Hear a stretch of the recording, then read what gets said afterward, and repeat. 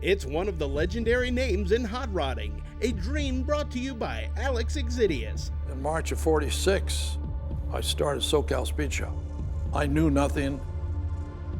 I was nobody. How I thought I could have a speed shop, I have no idea.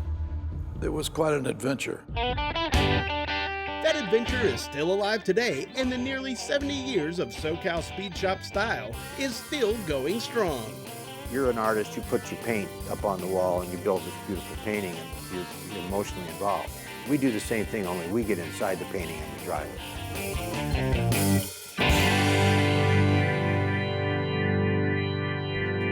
Welcome to Dream Rides as we visit with Alex Ridez and Pete Chapuras of SoCal Speed Shop. For Alex, a life in hot rodding had a modest start. I had to work really hard to get the $65 that I bought my first Roadster. It was a '29 Ford Roadster. It was full fendered and I never did take the fenders off. At that time I thought it looked better the way it was, to tell you the truth. And I wasn't going to run at the lakes with it or anything. It was just a pretty stock '29 Roadster. But it was fun to have, and I had to push it to start it most of the time. The battery would run down while I was in school, so I parked on a little hill, and it's hard to believe those days. It really is. But anyhow, that was my first car.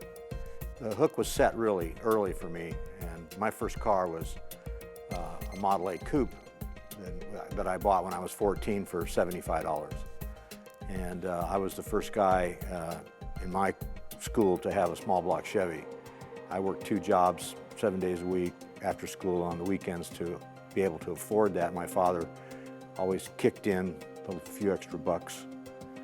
So I'm just born into it. But then I progressed into a really beautiful custom. I got a job in a defense plant.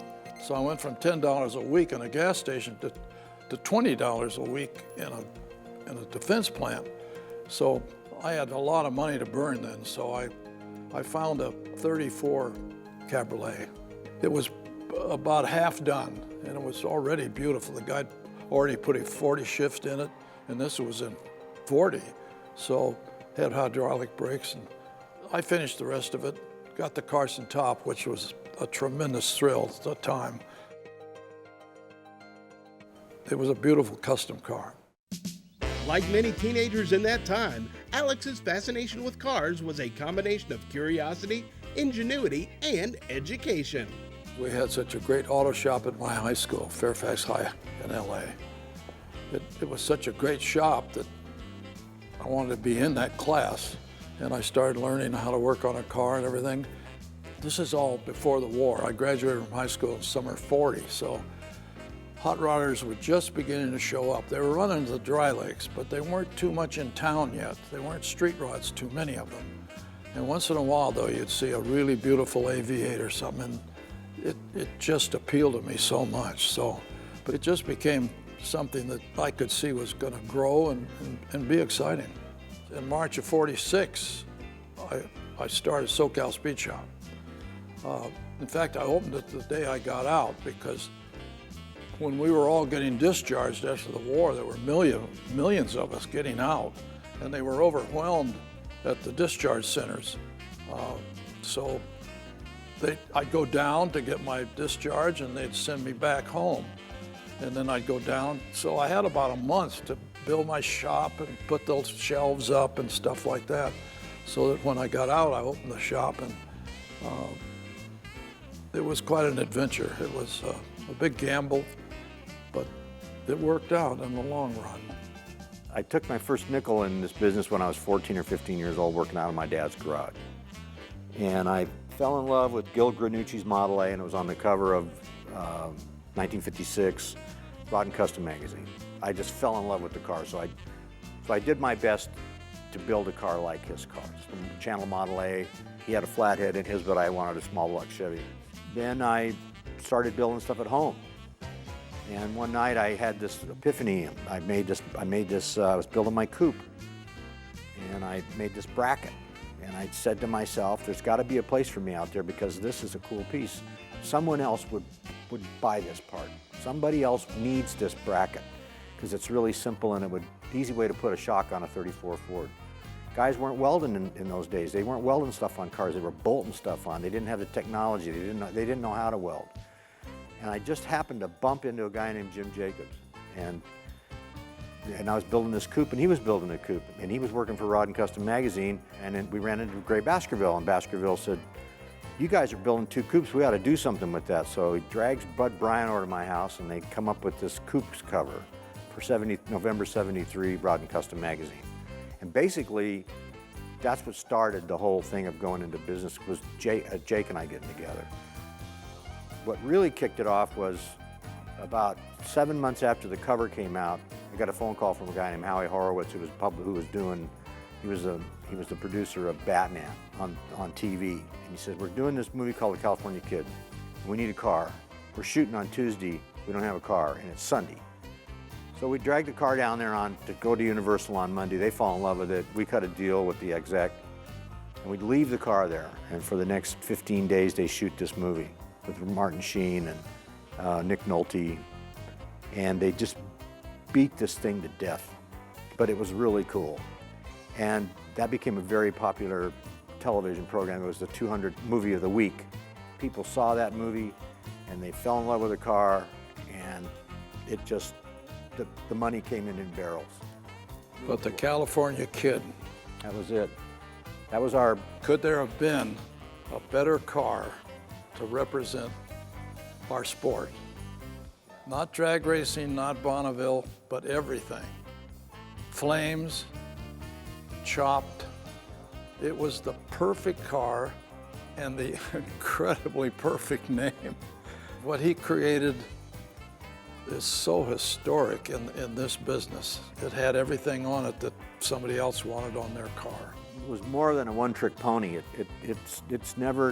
It's like Christmas, it just keeps giving back. It just went on a cover of another magazine after all this time, 40 years.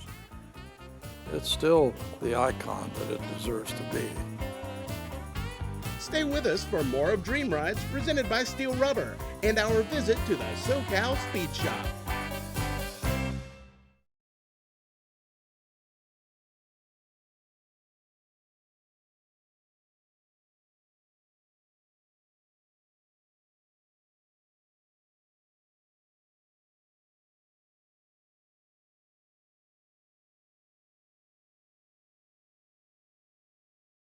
This edition of Dream Rides presented by Steel Rubber Products is being brought to you by ARP, the world leader in fastener technology. Original Parts Group, the world's largest source for GMA body parts and accessories. And by Steel Rubber, quality crafted rubber parts and weather stripping. Welcome back to Dream Rides. SoCal Speed Shop may have had its origins in the 40s, but their art covers many decades.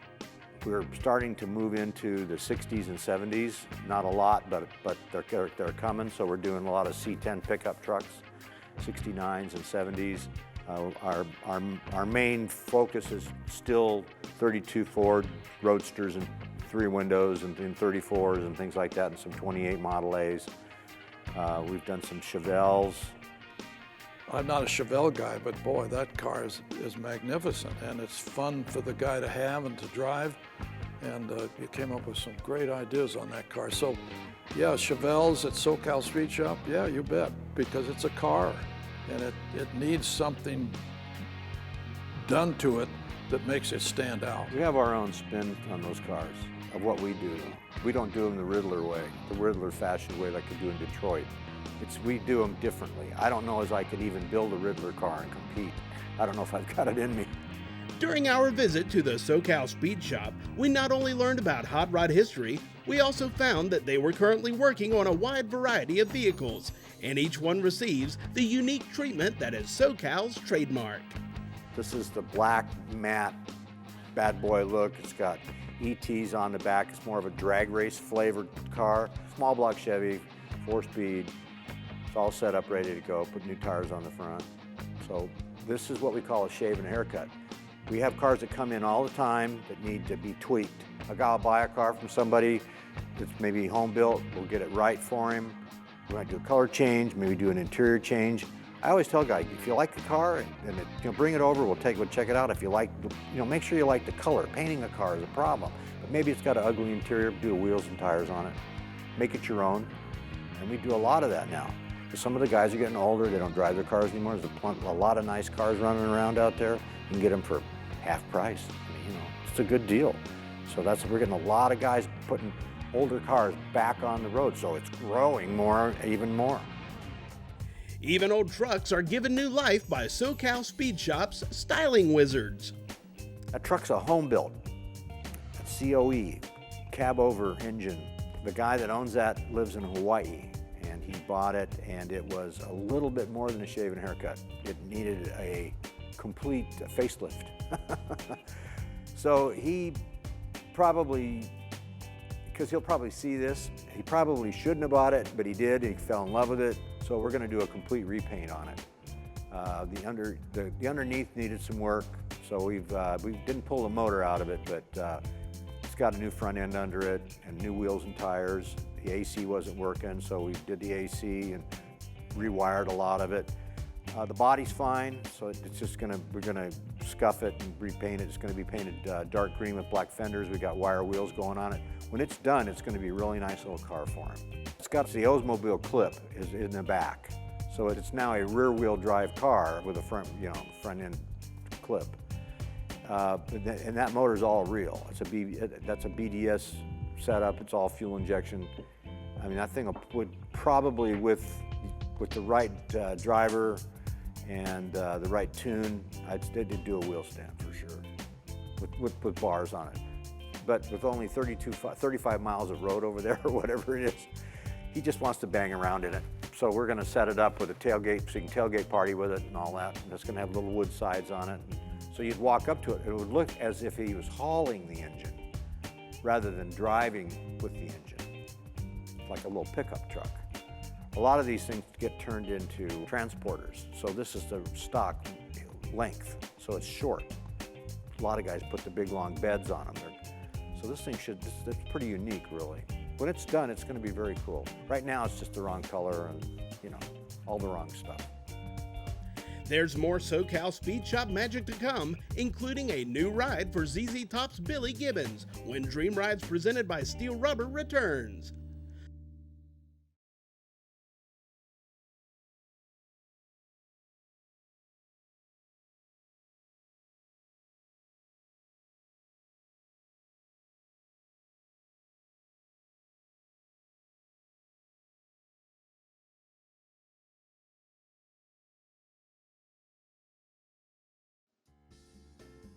Welcome back to Dream Rides, presented by Steel Rubber. The SoCal Speed Shop mystique and the sport of hot rodding in general both grew because of one word: passion. I didn't know that it was going to be what it was until I met the guys that were really involved in it, and the passion for it was extreme. And it was, it's like an addiction.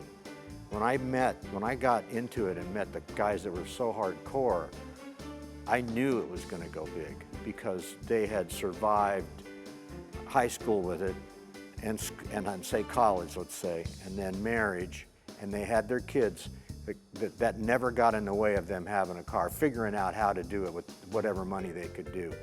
And so it never lulled, it never tapered off. It was something that just kept growing. So I knew it was going to be big. I couldn't see that at the time. We started hearing that Garlett's was running certain speeds down in Florida. We all poo-pooed that. I mean, nobody's going to do that in Florida, till he came out to Bakersfield, blew everybody off. I mean, some of that stuff Edelbrock was selling to those moonshiner guys, but you had to know that. I saw Vic making all this stuff in that little gas station. The manifolds were beginning to pile up and stuff. But I still didn't realize what was going on around the country. I was so centered on California. The industry had already moved past the Mississippi River. So when I felt the vision become real, when we started getting really heavy into it in the 70s with Pete and Jake's and all that, and I had the feeling. I knew it was going to get crazy. Whether I was going to be part of it or not, that was unexpected. But the groups that I ran with, we were hardcore, and that group kept growing and growing and growing, and nobody gave up. And then when we did go east, and we saw what was really going on and where the central location of all these people were. There was thousands of hot rods. Well, you were really surprised at what heroes you and Jake were when you first started going back east. I mean, they were really heroes back there without really knowing it. The next car under construction at the SoCal Speed Shop has a famous owner. This is one of Billy Gibbons' coupes that we've done. This is a 34 Ford. It's got a very severe cut top, and then we've taken it to the next level. Billy is a real good customer. We've done probably a dozen cars for him over the years. I met him in 1978. It's got a lot of unique things. It's got a Cyclops light that's in the top of the hood. He's always wanted this. It's a Cessna landing light that actually moves.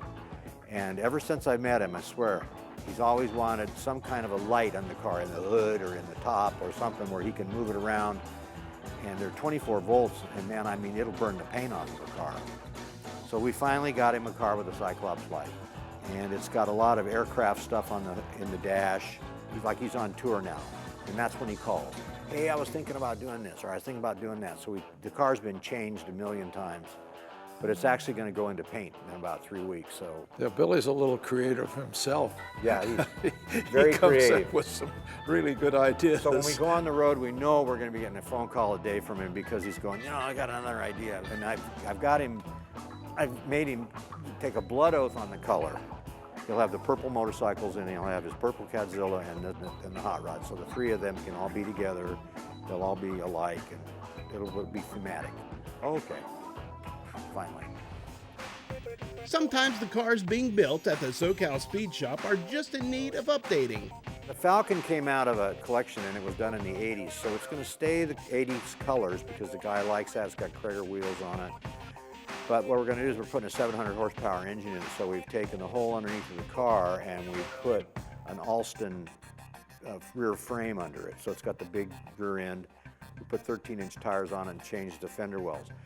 So this is, again, this is more than a shave and a haircut. This is, we're building a third of the car over. So it's going to get a roll cage and all that. So he's going to drag race this car. So it will stay true to its heritage because it had Kragers on it when it was built. It's just going to have bigger tires in the back. But it'll look, it's funny, when it leaves, it's going to look pretty much the way it did when it came in, except it's going to have stack injection coming through the hood. Every little thing is done so completely before that car leaves that you never get over that particular car. You never get over building that car or something special you did to that car. And the smile on the owner's face when he gets that car, it means so much to Pete. You can see that when he talks about them. And he's emphasized what I said about being the most creative guy I know. I mean, when he talks about doing these little things, it's just like magic, and it comes out in the car. And boy, I'm telling you, I'm so proud of what they do here. It's so satisfying to me to see the brand still going strong. We've got more with Pete and Alex coming up, including their involvement with SEMA, when Dream Rides presented by Steel Rubber returns.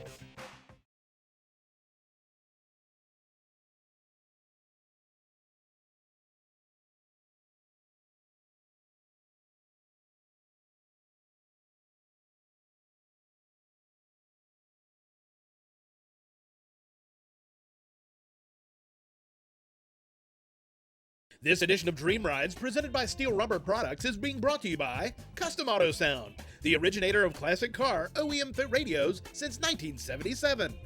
Evapo Rust, super safe rust remover. And by Steel Rubber, quality crafted rubber parts and weather stripping. Welcome back to Dream Rides. As we talked with Alex Exidius and Pete Chapouris about their careers with the SoCal Speed Shop, their dedication to the sport of hot rodding was clear.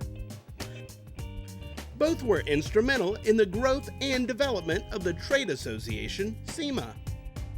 You know, Alex, as far as like it taking off, you got to remember that Alex did the first SEMA show.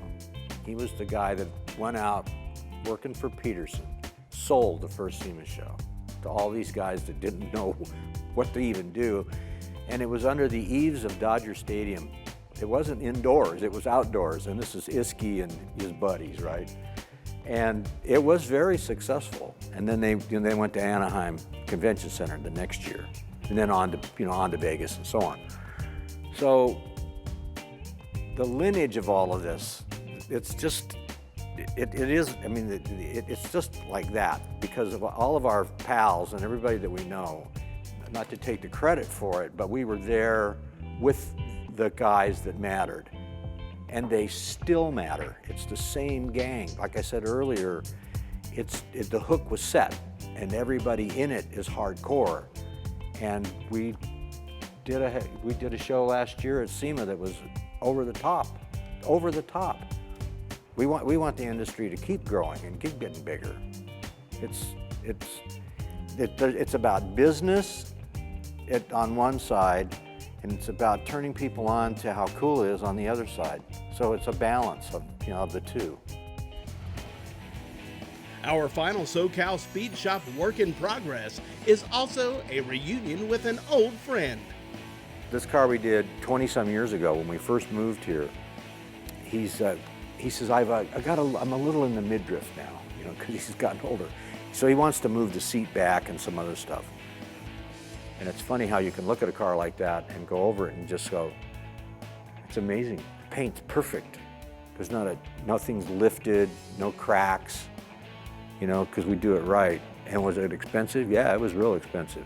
Was it a good investment for him? Oh yeah, it's a real good investment. SoCal's going to be in really good shape for the future.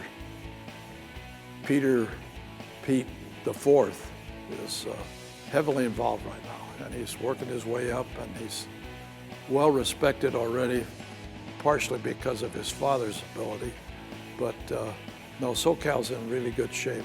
What he has is the drive for the history to keep everything as good as it could possibly be for the client. He understands the client. He understands that Vernola, the guy that owns that little Falcon up there, and the guy's got every kind of sports car on the planet, That guy loves that Falcon as much as anything he owns. And Peter understands that when the guy comes in here, he's talking about one of his babies, no matter what, I mean, the car he just bought, he could, those things are $1 million. So, but it doesn't, he loves that Lamborghini as much as he loves that thing, or vice versa. Maybe that Falcon more, because you can just go buy that. You can't buy that. You can't go buy that car, not when it's done. We're in the art. What do you do? Well, I'm an artist. Well, yeah, what's that? Well, I build cars.